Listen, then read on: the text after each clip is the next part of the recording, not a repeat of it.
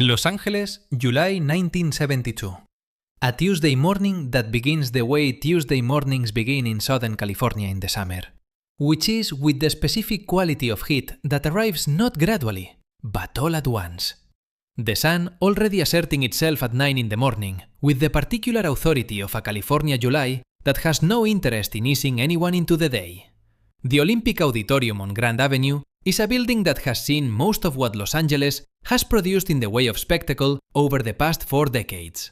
Boxing matches and wrestling exhibitions, and the particular controlled chaos of competitive sport. And this morning, it is filling with the specific crowd that martial arts tournaments attract in 1972. Serious people, practitioners and coaches, and the devoted followers of various styles who come not for entertainment, but for the specific pleasure of watching technique applied under pressure. Men in suits and training clothes mixed together in the bleachers with the comfortable informality of people who share a language even if they have never met. By 10 o'clock in the morning, the auditorium is 3/4 full, the air already carrying the particular smell of a space that has been used for physical competition for 40 years. Old wood and industrial cleaning fluid, and the specific electric quality of a room full of people who are paying attention. Outside on Grand Avenue, the Tuesday morning traffic moves with its usual indifference. Buses and cars and the particular Los Angeles energy of a city that is always going somewhere and never entirely arriving. And none of it has any awareness of what is about to happen inside the building it is passing. Bruce Lee arrives alone. July 1972, 31 years old, wearing a dark jacket and dark trousers, moving through the auditorium entrance with the unhurried economy that everyone who spends time around him eventually notices and then cannot stop noticing. The specific quality of someone who has removed everything unnecessary from every motion until what remains is only what the situation requires. He is not here to compete. He is not here to be seen. He finds a seat in the 3rd row, near the center aisle, sits, and becomes still in the way that he becomes still, which is completely and without remainder. The stillness of someone who is entirely present rather than merely occupying space. The people around him do not recognize him immediately. A few look twice. Most do not look at all. He is a lean Chinese man in a dark jacket sitting in a seat, and the auditorium has other things to look at. He has come because he is always learning. Because the specific philosophy that has driven every decision of his adult life is that there is always something to observe, and something to absorb, and something to integrate. And the martial arts tournament in Los Angeles in July 1972 is a room full of people doing things with their bodies that are worth watching carefully. The morning's program begins with the junior divisions. Lightweight competitors moving through their kata with the specific combination of precision and nervousness that junior competition produces. The techniques correct, but the bodies not yet fully inhabiting them. The gap between knowing and being that only years of work closes. Bruce Lee watches with the quality of attention he brings to everything that interests him, which is total and direct and slightly unnerving if you happen to glance over and notice it. The attention of someone who is reading what they are watching rather than simply registering it. Coaches at the edges of the competition floor call out corrections. Judges make notes. The morning moves forward with the organized efficiency of a well-run tournament. Each division completing and giving way to the next. The crowd's energy building incrementally as the skill level of the competitors rises toward the senior divisions that everyone came to see. Bruce Lee does not take notes. He does not need to. His memory for movement is the memory of someone who has spent 20 years treating every motion he observes as information to be processed and stored and evaluated against everything he already knows. It is at 11:15 when Steven Seagal enters the auditorium floor. He is 20 years old, 6'4" and 240 pounds of a young man who has been training Aikido since he was 7 and who carries the specific physical confidence of someone who has spent 13 years developing a body and a skill set that have so far been sufficient to dominate every room he has entered. He's wearing a white gi with a black belt. and he enters with 2 training partners, both also in white gi, both significantly smaller than he is, which is not an unusual circumstance because most people are significantly smaller than Steven Seagal at 20. He carries himself with the particular quality of someone who expects to be noticed and is accustomed to being noticed, and has incorporated this expectation so completely into his bearing that it is no longer a performance, but simply how he moves through spaces. His blonde hair is thick and slightly wild from training. His face carries the open, confident expression of someone who has not yet been surprised by anything a room has shown him. The auditorium notices him the way auditoriums notice large people who move with confidence, which is immediately and without being able to entirely explain why. The Aikido demonstration is scheduled as an exhibition between the morning and afternoon competitive divisions, a showcase of a style that is not yet widely known in the Los Angeles martial arts community in 1972. And the auditorium watches with the attentive curiosity of practitioners who are always interested in technique they have not seen before. Seagal and his 2 partners move through the demonstration with genuine skill. This needs to be stated clearly, because what happens later does not diminish what comes before it, which is a 20-year-old with 13 years of serious training demonstrating a sophisticated martial art with the specific fluency of someone who has put in the work. The throws are clean. The joint locks are precise. The energy redirection that is the foundation of Aikido philosophy is visible in every technique. The larger principle made physical. The idea that force need not meet force directly, but can be received and redirected and used against its own momentum. The crowd appreciates this. Genuine appreciation. The specific sound of practitioners recognizing technique. And Bruce Lee, in the 3rd row, watches. With the same complete attention he has given everything this morning, reading the demonstration the way he reads everything, looking for what is true in it, and what is missing from it, and what it reveals about the person performing it. Seagal's 2 partners take the falls with practiced skill, rolling and recovering with the smooth efficiency of people who have spent years learning how to land safely. The demonstration builds in complexity, the techniques becoming larger and more dramatic. Seagal moving through his partners with increasing speed and confidence, the performance finding its rhythm. At one point, he lifts one partner completely off the floor with a single arm. The physical display drawing a genuine reaction from the crowd, because whatever else is true about Steven Seagal, at 20, the raw physical capability is not in question. He is large and he is strong, and he has trained seriously, and the combination of these things produces something that the auditorium finds worth watching. His face during the demonstration carries the specific expression of someone who is enjoying themselves in the particular way of people who are good at something and know it and are showing it. The clean, uncomplicated pleasure of demonstrated competence. In the 3rd row, Bruce Lee watches the demonstration with the same expression he has had since he sat down, which is calm and complete attention, reading the technique and the body producing it simultaneously. The 2 streams of information arriving together and being processed together.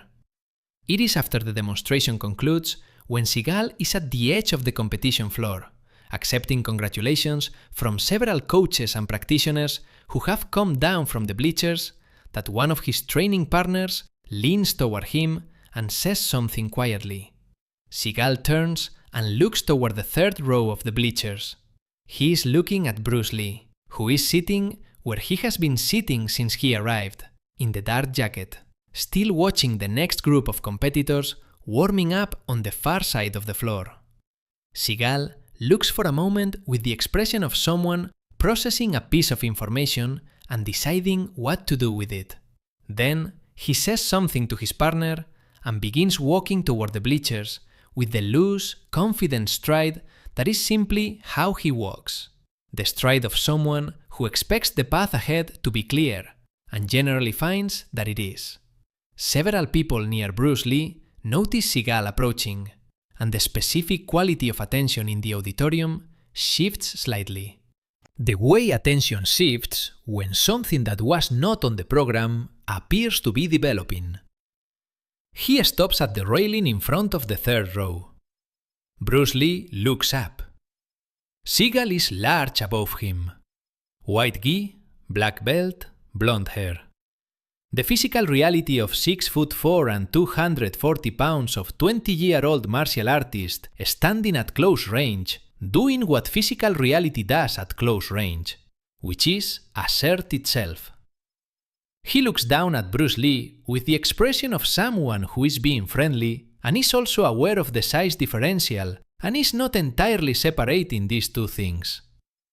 He says that he has heard of Bruce Lee. He says that Bruce Lee is in the movies.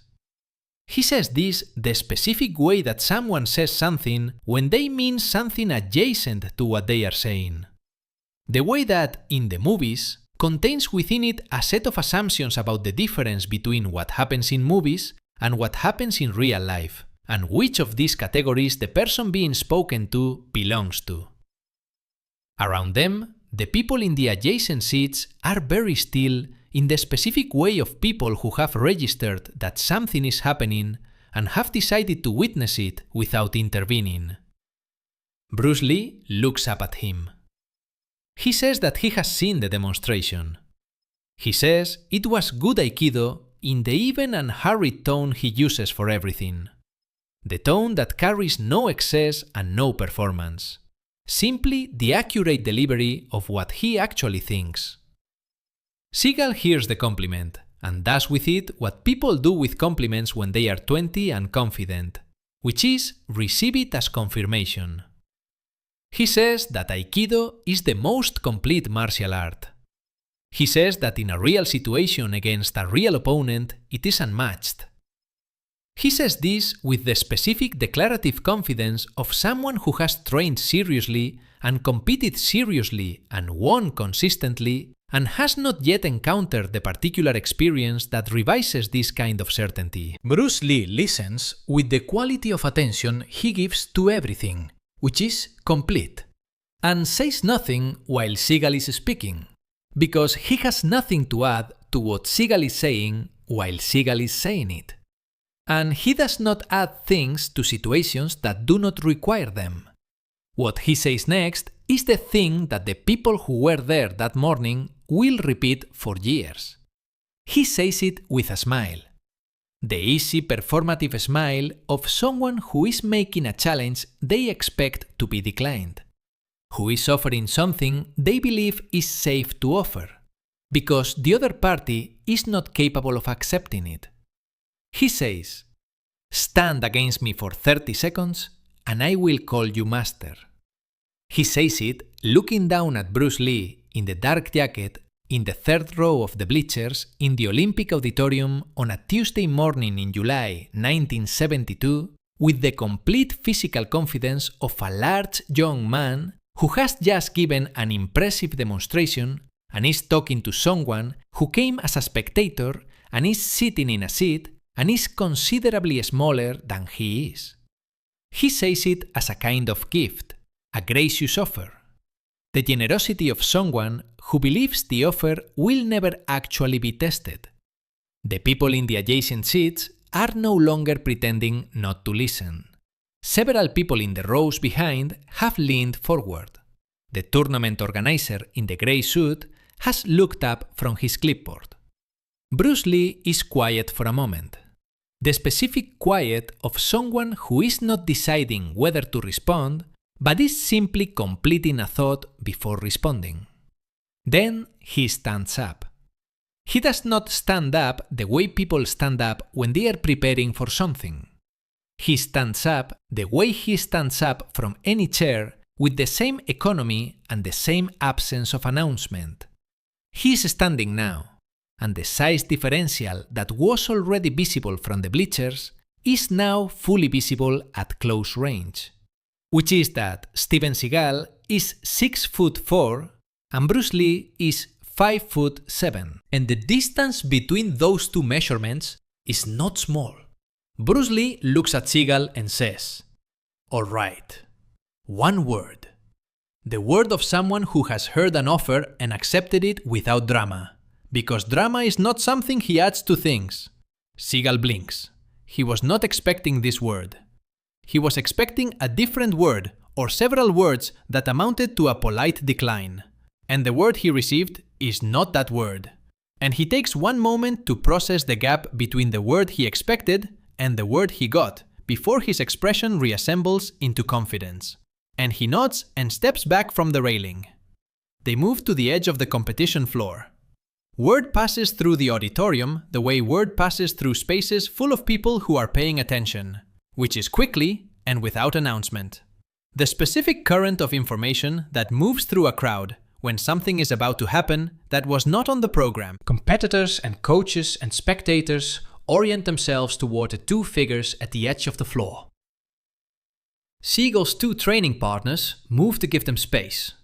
The judges at that table look up.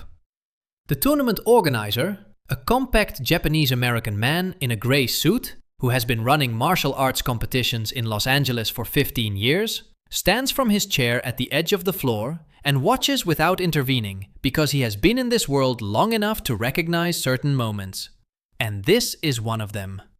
500 people in the Olympic Auditorium are paying attention to two figures at the edge of the competition floor.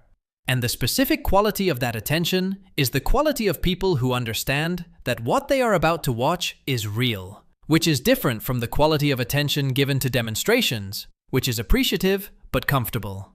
And this is neither appreciative nor comfortable. This is the held breath attention of 500 practitioners who know enough to know that they do not know what is about to happen. Seagal takes his stance, the stance of someone who knows what they are doing and is doing it correctly. Weight distributed, hands positioned, the body arranged in the specific geometry of Aikido readiness that 13 years of training has made automatic and natural and genuinely functional.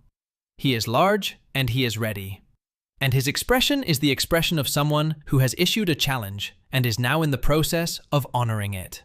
The slight performance of generosity of someone who expects to demonstrate something to 500 people who are watching. Bruce Lee stands before him. No stance, arms at sides. The specific non-arrangement of someone who has moved so far past the need for a formal starting position that the concept has become irrelevant. The body available for whatever the next moment requires without requiring any particular configuration to make it available. His expression is what it has been since Seagal approached the railing, which is calm and direct and carrying nothing that is not necessary. 500 people are very quiet. The industrial lights of the Olympic Auditorium hum above the competition floor. Outside on Grand Avenue, the Tuesday morning continues its indifferent transit, entirely unaware that inside this building, 500 people have stopped breathing.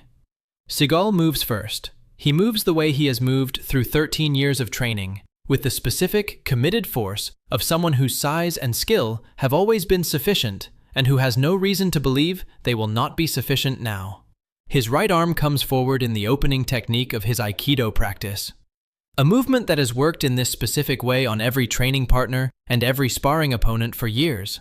A movement that his body knows completely, that his nervous system has grooved through 10,000 repetitions into something automatic and reliable and real.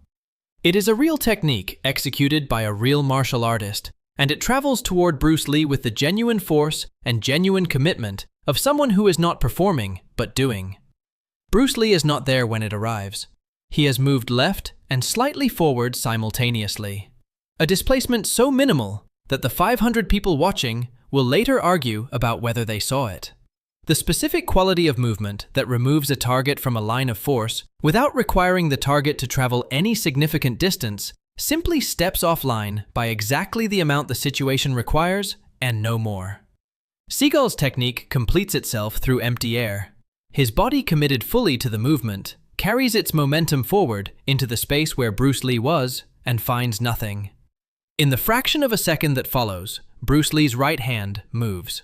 Not a punch, not a strike in the conventional sense of the word. A single precise contact at the specific point on Seagal's throat where the larynx sits exposed between the muscles on either side. The point that the body protects instinctively in every fighting system, because the body understands what is there, even when the mind does not fully articulate it. The point where a calibrated force delivered with exact placement does not need to be large to be total. Bruce Lee's fingers arrive at that point with the full transfer of 20 years of daily work, concentrated into a contact that lasts less than a tenth of a second, and delivers its information completely. What the information says is this: breathe.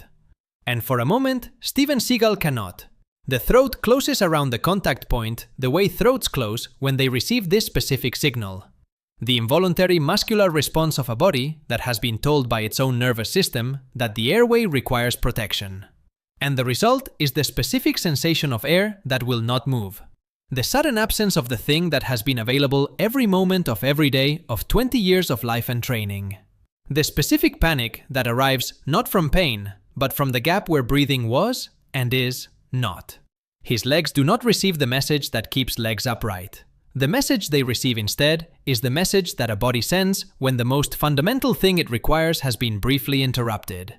And that message is fall. And Seagal falls.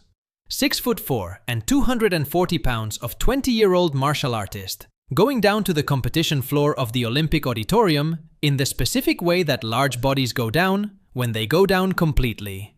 Not a stumble, not a controlled descent, but a fall.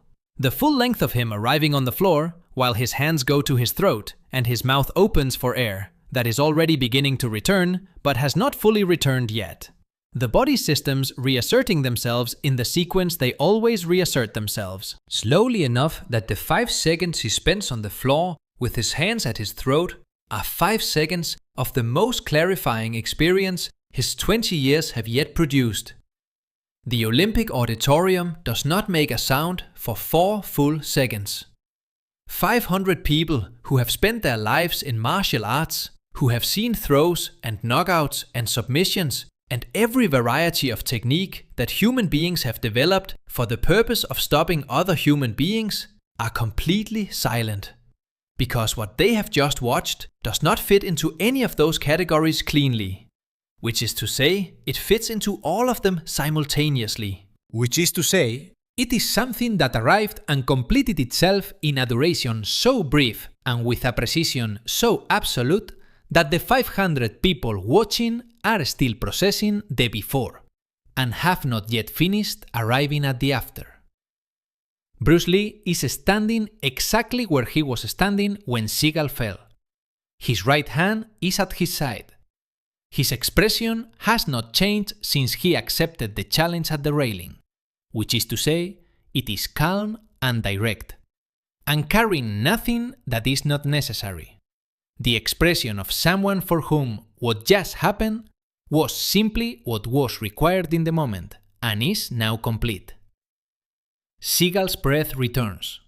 It returns the way breath returns after this specific kind of interruption, which is all at once and with the specific relief of something that was briefly absent and is now present again. And he draws it in with the particular quality of someone who has just been reminded of something they had not previously thought to be grateful for. He rolls to his side. He pushes himself to his knees. He takes another breath. He looks up at Bruce Lee standing above him, and his expression is an expression his face has not worn before this morning. The expression of a 20-year-old who arrived at the Olympic Auditorium with 13 years of training and absolute certainty, and is living with something more valuable than either, which is the specific knowledge that there is always someone who has done the work longer and deeper and more completely, and that this knowledge does not diminish what he has built, but simply places it accurately within a larger picture that he could not see from inside his own certainty. He gets to his feet. He straightens. He looks at Bruce Lee directly and says, "You are a master." In the tone of someone who is not completing a bargain, but stating a fact. The flat, honest delivery of someone who has just learned something real in the most direct classroom available, and is acknowledging the lesson with the dignity it deserves. Bruce Lee looks at him for a moment. He nods once. Then he walks back to the third row of the bleachers, picks up his dark jacket, puts it on, and walks toward the exit of the Olympic Auditorium with the same unhurried economy with which he entered it. Moving through 500 people who part around him now with a different quality of attention than the crowd that did not notice him when he arrived. And the Tuesday morning outside on Grand Avenue continues as it was continuing before, indifferent and ongoing, carrying the city forward into afternoon, the way mornings always carry cities forward, without pausing for what happened inside any particular building, as all mornings do, as all mornings will. Steven Seagal stands in the middle of the competition floor for a moment after Bruce Lee has gone, surrounded by 500 people who are beginning to find their voices again. The auditorium slowly reassembling its normal noise. Around the specific silence, he is still standing inside.